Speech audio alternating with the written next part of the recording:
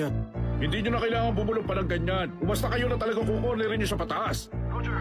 Okay, kumpirmahin ulit natin ang plano ngayon. Kahit saan pa man siya lumipad palabas, paniguradong liliparin siya ng malakas na hangin papunta sa direksyon ng Tsukishima River. At pagdating niya doon, sasandukin na lang natin siya ng parang ulam.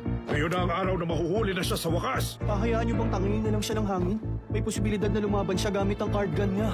Matigas man ang bala niya, korting baraha pa rin yun. Wala kalaban-laban ang mga yun sa hangin. Ibubukan niya ang kapa niya, paanda rin niya ang wind glider at babaril gamit ang baraha. Maangas man, pero walang laban yun sa hangin. Kid!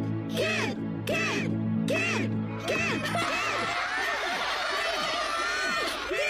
Inspector! Nagpakita ka rin sa wakas. Humanda! Pumesto na kayo! Opo!